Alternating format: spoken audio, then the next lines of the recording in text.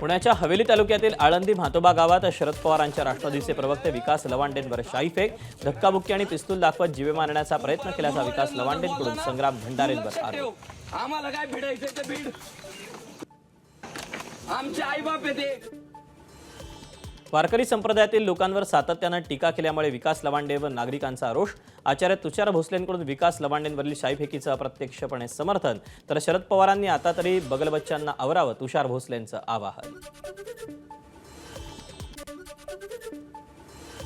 विकास लवांडे यांच्यावर झालेल्या शाईफेक प्रकरणी गुन्हा दाखल न झाल्यास आळंदीतील लोणी कारभोर पोलीस स्टेशनला जाणार शरद पवारांच्या राष्ट्रवादीचे आमदार रोहित पवारांचा इशारा.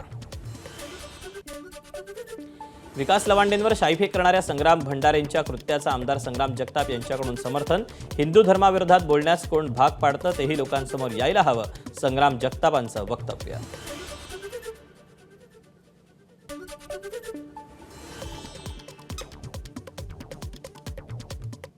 जो पक्ष कुठंच नाही, कशातच नाही, कुणीतरी याचा माणूस उठतो त्यालाही कोणी खात नाही, पण तो उठून डायरेक्ट असा यादी वाचतो जसं काय त्याला कुठला तरी अधिकार, कुणीतरी शासकीय अधिकारी असा का दिला, एखादा कुणीतरी इन्कम टॅक्सचा अधिकारी असेल तर कुठला पोलीस आयुक्त आहे आणि तो गुन्हेगारांची यादी वाचतो. अशा प्रकारे यादी वाचण्याचं काम त्या व्यक्तीने केलं आणि त्यामुळं बाप्पूंनी जे केलं आहे तर बाप्पूंचं आम्ही खऱ्या अर्थानं एक हिंदुत्ववादी कार्यकर्ते म्हणून आम्ही संपूर्ण महाराष्ट्राच्या वतीनं सकल हिंदू समाजाच्या वतीने त्यांचं अभिनंदन करतो की अत्यंत योग्य भूमिका ही बाप्पूंनी बजावली. विकास लवांडेंवर शाईफेक करणं निंदनीय. या निमित्तानं वारकरी संप्रदायात घुसखोरी केलेल्या हिंसक प्रवृत्तींचा काळा चेहरा समोर. गृहमंत्र्यांनी हल्लेखोरांवर कारवाई करावी, काँग्रेस नेते विजय वडेट्टीवारांची मागणी. एखाद्या व्यक्तीला त्यांचं मत मांडत असताना त्या विरुद्ध असे प्रकार करणं म्हणजेच लोकशाहीलाच धोका आहे आणि व्यक्ती स्वातंत्र्य असेल, बोलण्याचं स्वातंत्र्य हिरावून घेऊन आम्ही म्हणू तेच तुम्ही बोलावं अशी अपेक्षा आता राज्यामध्ये काही लोकांची झालेली आहे. त्यामुळे असे प्रकार होत आहेत, वाढत आहेत असं मला वाटतं. गोरेगावातील अण्णाभाऊ साठे क्रीडा संकुलात परप्रांतीय रिक्षाचालकांसाठी मराठी कार्यशाळेचं आयोजन.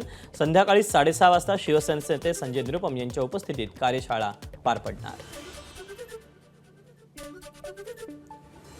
शरद पवार साताऱ्याच्या दौऱ्यावर. कर्मवीर भाऊराव पाटील यांच्या पुण्यतिथी कार्यक्रमाला शरद पवारांची उपस्थिती. स्टेजवरील फोटोला शरद पवारांचं अभिवादन. प्रकृती बरी नसल्यानं स्मृतीस्थळावर जाणं टाळलं. शिवसेनेशी गद्दारी करू नका, तुम्हाला तुमचा मार्ग मोकळा. विकास गोगावले यांनी टोचले शिवसैनिकांचे कान. आम्हाला आमच्या रुद्र अवतारात यायला भाग पाडू नका. रायगडमधील बिरवाडी इथल्या सभेत विकास गोगावलेंचा इशारा. बिरवाडीच्या कार्यकर्त्यांना खास करून विनंती आहे, उगाच आम्हाला आमच्या रुद्र अवतारमध्ये आणायला लावू नका. तुम्ही तुमच्या पद्धतीने काम करा, संघटनेचं काम करा, कुठेही गद्दारीचं काम कोणी करू नका. जर तुम्हाला नसेल जमत तर तुमचा मार्ग तुम्हाला मोकळा, आमचा मार्ग आम्हाला मोकळा आहे. सांगली महापालिकेतील प्रस्तावित 300 कोटी रुपयांच्या रस्ते कामांवरून राजकारण तापलं. हॅम पद्धतीतून काम करण्याच्या निर्णयावर विरोधी पक्षनेत्यांचा आक्षेप. चांगल्या स्थितीतील रस्त्यांचं कॉन्क्रिटीकरण करून 300 कोटींचं कर्ज लादलं जात असल्याचा आरोप. कामं तातडीनं रद्द करण्याची मागणी. हातावरचे पदाधिकारी सांभाळण्यासाठी आणि हातावरचे मोजण्या एवढे ठेकेदार सांभाळण्यासाठी हा सगळ्यात मोठं पाप हे सत्ताधारी आणि प्रशासन मिळून करत आहे. ह्याच्यावर भाजपच्या नेत्यांनी लक्ष घातलं पाहिजे. काही भाजपचे नेते ह्यामध्ये सामील आहेत, हे पण ह्यामध्ये तपासणं गरजेचं आहे. मीरा भाईंदरमधील वादग्रस्त मीरा रोड उड्डाणपूल या महिन्याअखेरीस वाहतुकीसाठी खुला होण्याची शक्यता. भाईंदर पूर्वेतील गोल्ड नेस्ट सर्कल परिसरात मेट्रो मार्गाखाली उभारण्यात आला पूल. तांत्रिक तपासणीच्या अहवालानंतर पूल सर्वसामान्यांसाठी होणार खुला. नाशिकमधील TCS प्रकरणात निदा खानला 11 मेपर्यंत पोलीस कोठडी. पोलिसांकडून निदा खानची कसून चौकशी.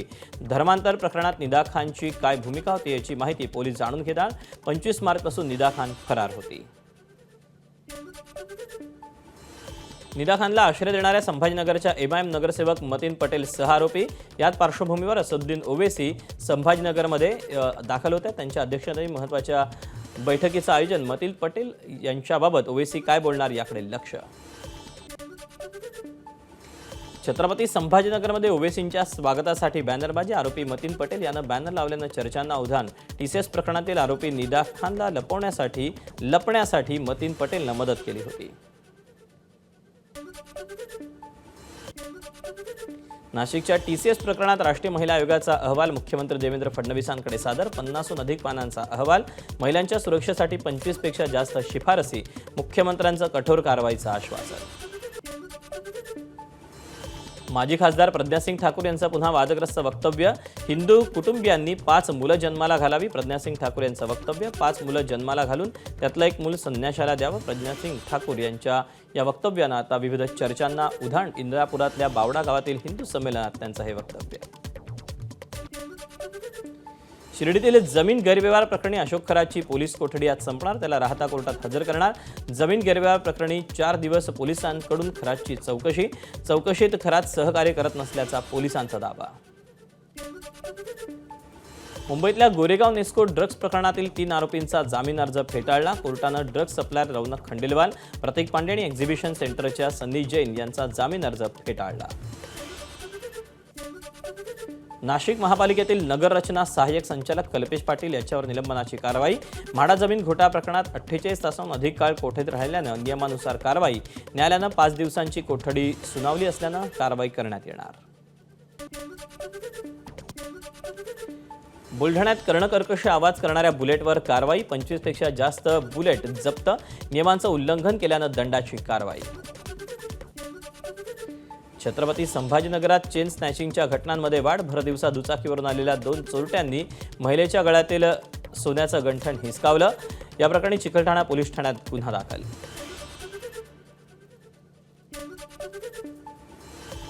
भंडारा जिल्ह्यातली माणुसकीला काळिमा फासणारी घटना. लाखनी पोलीस ठाण्याच्या हद्दीत 50 वर्षीय नराधमाचा 13 वर्षांच्या अल्पवयीन मुलीवर अत्याचार. पीडित मुलगी 4 महिन्यांची गर्भवती. घटनेनं जिल्हा हादरला. लाखनी पोलिसांकडून आरोपी अटकेत. कोल्हापूरच्या कागल चेकपोस्ट गोकुळ विरोधात याचिका करणाऱ्या प्रकाश बेलवाडे यांना मारहाण. महामार्ग वाहतुकीवरून वाद. दोन्ही बाजूंनी परस्पर विरोधी तक्रार झाल्यानं कागल पोलीस ठाण्यात गुन्हे दाखल. एबीपी माझा, उघडा डोळे बघा नीट.